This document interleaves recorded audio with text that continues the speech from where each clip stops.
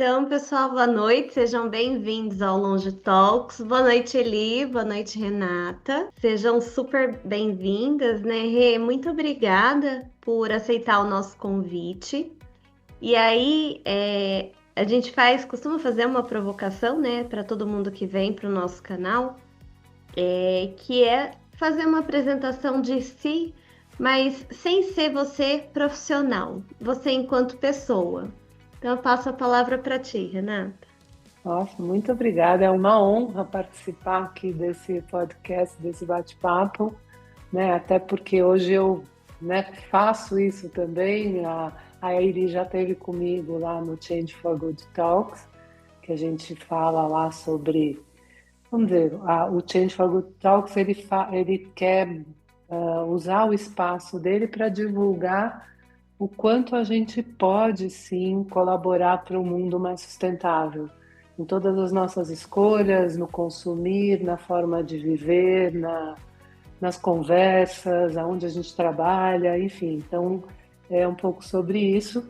E aí, com a parceria com a Choca, a gente começou a falar sobre longevidade. Foi aí que eu tive o prazer de conhecer a Eliane nesse assunto, né, da longevidade. E aí, essa sua provocação, né, de quem que é essa Renata, então, sei lá, hoje mesmo estava conversando com uma sobrinha e falando que foi muito interessante nos meus 45 anos.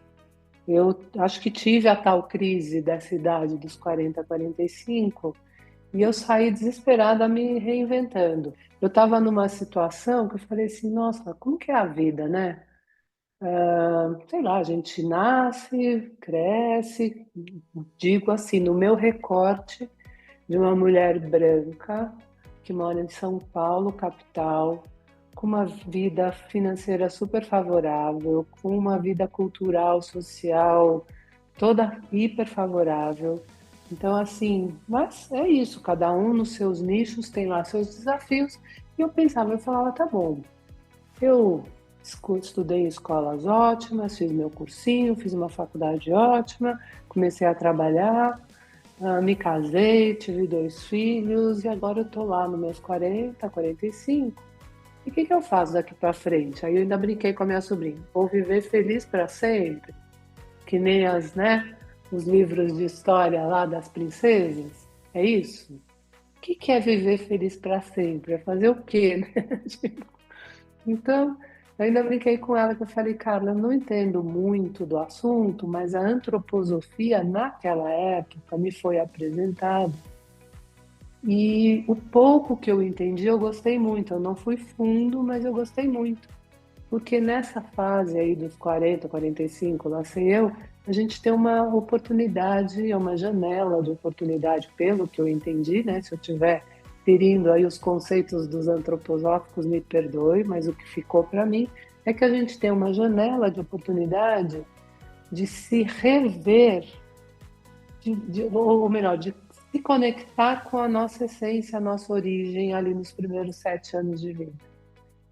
E aí, coincidentemente ou não, né? Eu nessa hora estava querendo mudar de área.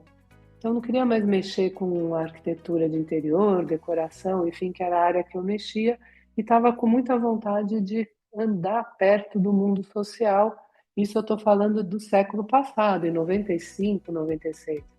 Nem sei, né? Naquela época nem se falava muito tão claramente em terceiro setor, não se falava em um olhar, em um mundo mais sustentável. Quando se falava em sustentabilidade, nem sei se já existia essa palavra no nosso meio, mesmo no nosso meio, acho que ainda não existia, ou não era tão praticada.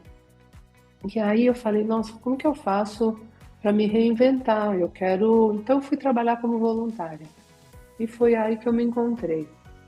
Então, quando eu olhava para a antroposofia, trazendo ela de volta, eu falava assim, nossa, não é que é verdade? Eu não sei o que aconteceu ali, essa mágica desse momento, porque quando eu fui para o trabalho voluntário, é que eu encontrei comigo mesmo. Aí eu comecei a lembrar mesmo da minha infância até os 7 anos, coisas que me geravam muito questionamento. Eu tinha um inconformismo naquela época, muito forte, que depois ficou um pouco apagado pela rotina, né, da vida, pelo meu crescimento, vamos dizer, por tudo aquilo que eu tinha que fazer, né? Que então eu tinha que estudar, eu tinha que fazer isso, eu tinha que fazer aula daquilo.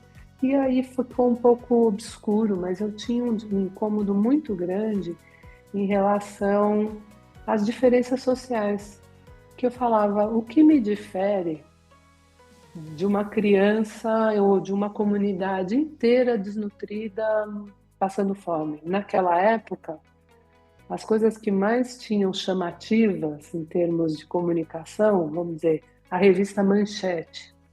Então, assim, uma foto da revista Manchete tinha uma competência de chocar, de te acordar, de realmente ser uma comunicação bem forte.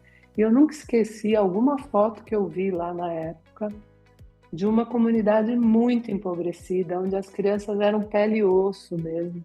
E eu falava, que diferença existe entre essa criança daquela foto e eu?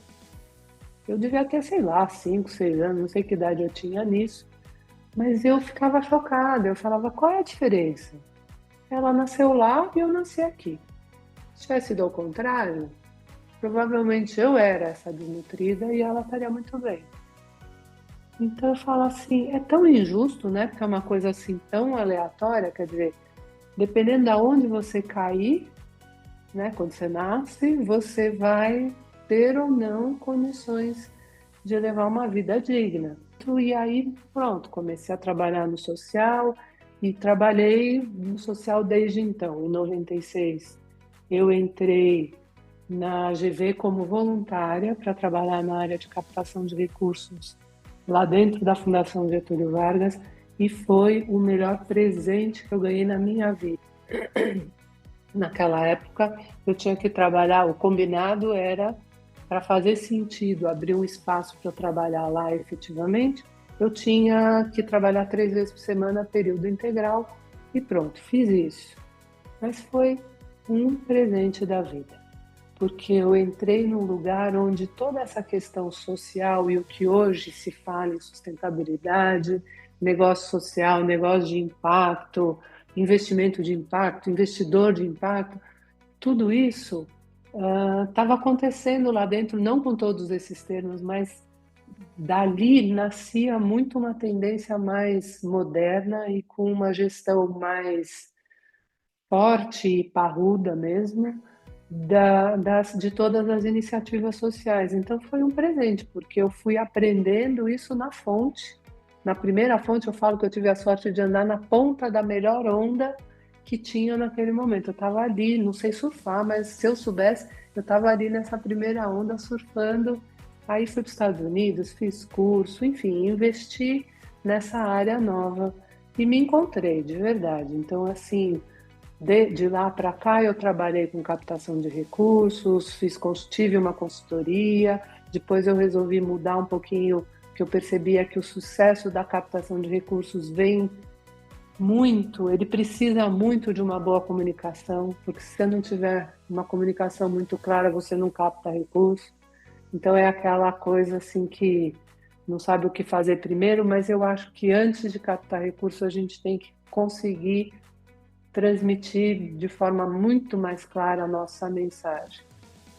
Então aí eu mudei da captação de recursos para a área de comunicação mesmo e eu tive uma empresa de consultoria em comunicação para ONGs e depois eu comecei essa mobilização no Instagram, que tem então o Instagram Change for Good e um site Change for Good, onde eu uso o consumo consciente como porta de entrada para toda essa conversa. Então, quando eu comecei esse projeto, né, com as minhas super parceiras, que é a minha nora, Renata também, que mora em Portugal, e a Juliana Rosa, quando nós começamos esse projeto, a gente começou ele no Instagram levando dicas de que existia uma tendência nascendo forte de escolhas mais conscientes em termos nos termos ambientais e nos termos sociais. Então a gente queria mostrar que consumir conscientemente não significa ter que andar vestidinha de hippie, lá sei eu, entendeu? Que nem eu brincava, porque antes estava associado que ser consciente e ser sustentável, você tinha que ter chinelo de pneu de caminhão, né? Assim, andar com vestidinho que você não gosta, mas que o tecidinho é mais inofensivo na degradação dele. E aí eu fui aprendendo que não, que já existia muita coisa bacana. Então eu falava, olha, existe coisa realmente bonita no sentido seu, porque eu falava muito com mulheres, vamos dizer, com o meu perfil, com mulheres na época que estavam lá com seus 50 e muitos anos, quase chegando aos 60, hoje com 65 e mais, mas que tinham um poder aquisitivo. Então, razoável, que daria para consumir coisas mais cuidadosas em termos sociais e ambientais. Foi assim que nasceu o Change. Enfim, eu acho que essa é a minha trajetória. Nesse caminho, eu fiz mestrado e doutorado em psicologia social. E aí foi que eu ganhei um grande presente também, que eu posso contar daqui a pouco, porque eu falei muito, não sei se fica chato, assim, que não fica um bate e volta. Não, eu acho que, inclusive, assim, é conhecer a Renata que está por trás, né, do Chain. E eu acho que também é um pouco de entender o quanto isso tem a ver com a realização que você tem hoje. Contar desta reinvenção e contar um pouco desse momento dos 40 e poucos anos a gente também despertar no outro, né, essa reflexão. E eu vou concordar com você no trabalho que eu faço. Um dos vieses que eu uso muito é a antroposofia, é a biografia humana, porque exatamente isso, você tem os espelhos nos setênios, e esse espelho dos 40 e poucos anos, ele vai estar no espelho da tua primeira infância, né? E isso é muito interessante porque é verdadeiro. Então, na hora que você conta, valida também um pouco daquilo que eu considero que bacana. Delícia. Que legal, Elícia, me falar isso, porque você, assim, eu imagino, eu fiz isso, deve fazer uns 15 anos, né? Não, sei lá, que ano foi que eu fiz isso? Porque em 96 eu mudei para a área social, mas essa relação com a antroposofia foi algum workshop que eu fiz já nesse século, foi alguns anos depois, e ele me deu essa luz, que eu falei, nossa, olha que interessante, está fazendo sentido o quanto eu estou gostando de estar nesse lugar mais social, porque realmente nessa fase dos 40 e poucos anos foi a hora que eu me abri para isso, né? Quando se deu essa trajetória de você se encontrar neste mundo, né, do social, do impacto social, da sustentabilidade, eu diria assim, desse momento que você vive, aonde se encaixa a profissional Renata nas atividades que você faz, baseado nessa nova, vamos dizer assim, nesse novo ressignificado que você deu para a tua profissão, né? Porque tudo que está posto porque na interação fez sentido manter daquela forma.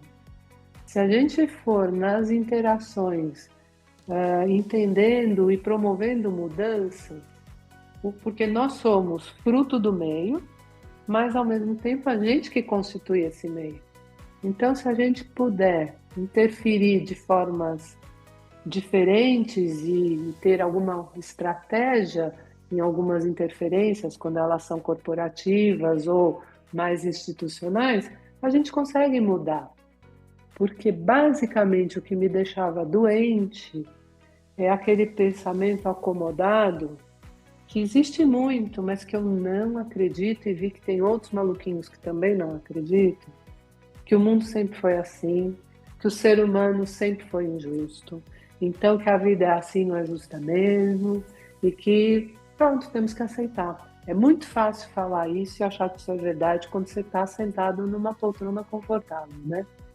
Mas, meu, eu não acredito que isso seja verdade, sinceramente, sabe? Então, ali eu encontrei pensadores, estudei vários dele, mas vamos dizer, o principal pensador que acompanhou todo o meu estudo foi o Habermas, que tinha ali uma certa estratégia de uma organização da sociedade de modo que ela pudesse se tornar uma sociedade emancipatória, né? Assim, que transforma, né? Oferecesse para as pessoas a condição delas se emanciparem mesmo, se reformularem. O meu professor, orientador, tanto do mestrado quanto do doutorado, já faleceu e ele trabalhava muito na linha da metamorfose, que a gente pode mesmo todos os dias se ressignificar e ser diferente. Ele não precisa ser comprometido com as nossas burrices para sempre, entendeu? Se a gente se esclarecer um pouco, a gente se liberta delas e vira uma coisa, né? E assim a gente vai. Então, para mim foi um presente. Mas que eu ia brincar com a Jéssica, o que aconteceu?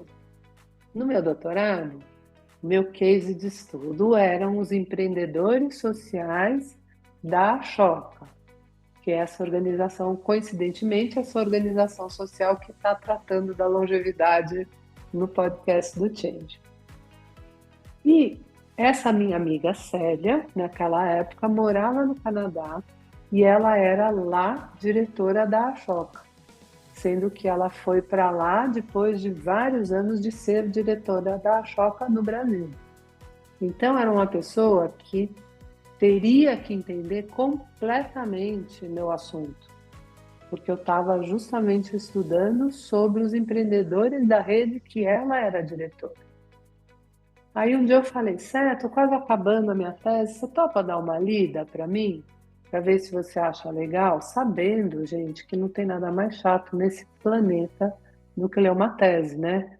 Porque é um linguajar complicado e não sei o quê. E eu falo, bom, vai, tudo bem, você quebra esse meu galho? Nem que você leia só a introdução e a conclusão, vai, por favor, só para ver se faz sentido. Aí ela deu risada, porque ela falou assim, até vou pegar aqui, ó. Ela falou assim, Renata, você me desculpa, mas eu não estou nem entendendo o nome da sua tese, eu não consigo entender o que você está falando. Então, aqui eu trouxe até para mostrar, porque é a escuta do mundo da vida na constituição de uma sociedade emancipatória. Então, eu estou falando do mundo da vida do Habermas na sociedade emancipatória do Ciampa, meu professor. Ela falou, bacana, mas não entendi nada. O que quer dizer isso, hein? Eu falei, nossa senhora. Gente, eu pirei, né? Eu entrei num lugar e viajei, que eu sabia que eu tinha essa tendência. Imagina se eu fosse para filosofia, então, né?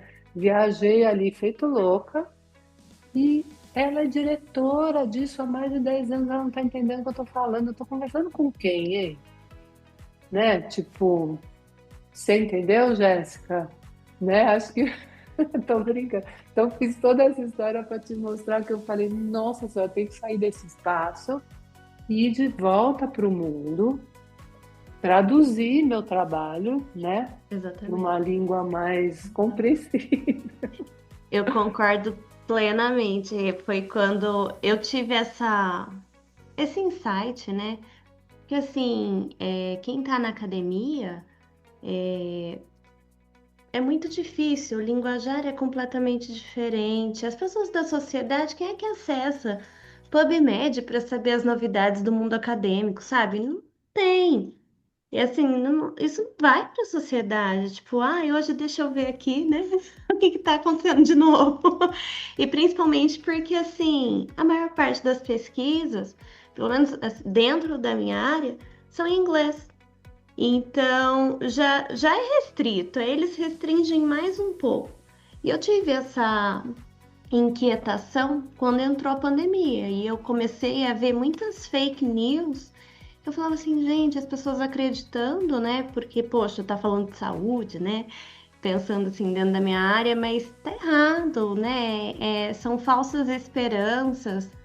E aí foi quando eu realmente resolvi mudar um pouco, fazer essa tradução que você falou, né? Deixa eu traduzir aí um pouquinho do que eu sei para a sociedade, de uma forma simples, né? Então, esse gap, ele é muito grande, né? Existe uma lacuna muito grande de comunicação entre ciência e sociedade. Tava dando uma olhadinha no seu livro Change for Good e pensando nessa ideia, pensando na sustentabilidade, pensando que a mudança, né, começa na gente, o que você pode deixar de mensagem para quem está nos assistindo, além dessa pergunta que eu acredito que já vai ser bem, né, impactante aí, gerar bastante reflexão? Olhem para as coisas e tentem descobrir. Eu falo, a pior época do ano para fazer estragos sem sentido, porque assim, é a época do final do ano.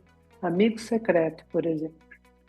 No amigo secreto, a gente tem uma cota de dinheiro para gastar, que normalmente é uma cota baixinha, porque às vezes a gente entra em 2, 3, 4 para fazer o quê? Em nome da gente socializar bem, muitas vezes a gente sai, entra numa lojinha de lixos garantidos, com valor de, né, por $1, né, que normalmente são coisas que, sei lá, queimaram todas as regras da sustentabilidade e que muito provavelmente, sei lá, outra pessoa nem sei se vai fazer alguma coisa com aquilo, mas é para agradar aquela pessoa, eu vou lá e compro um presentinho que usou mão de obra infantil, pagou mal os funcionários, vai virar lixo, veio do outro lado do planeta, gastando, né, queimando carbono, uma série de coisas. E aí eu compro isso para dar de presente para socializar. Será que faz sentido? Será que não era melhor bordar alguma coisa em casa, né? Assim, tipo, ou então procurar coisas que tenham um diferencial sustentável e que garantam que aquele mimo que você está dando, né, que é um símbolo daquela troca, da brincadeira, mas que não vai, não é lixo puro, mas é porque, enfim, a gente entendeu que era desse jeito. Eu acho que a gente pode mudar. Totalmente. Acho que tá muito alinhado, né, Eli? Eu acho que, inclusive, você deixa aqui, viu, Renata, essa reflexão e ela perpassa o que a gente quer no Longe Talks, todas as gerações, porque é uma reflexão que eu levo de 0 a 100, não só para aqueles que estão começando a fazer as escolhas, mas como a minha geração, que ainda pode escolher, e ela escolhe todos os dias. É quando você traz essa mutação diária que a gente tem que se questionar sobre essas escolhas. É tarde, porque eu já estou velho para isso, eu estou novo para aquilo. Não. As escolhas sobre como eu faço um mundo melhor e para que eu estou aqui e o que eu ressignifico de estar aqui nesse sentido e o que eu estou fazendo para melhorar isso é uma reflexão que tem a ver com a longevidade, porque ela começa de 0 a 100, 102, tanto faz quanto a gente for viver, mas ela não pode não nos acompanhar.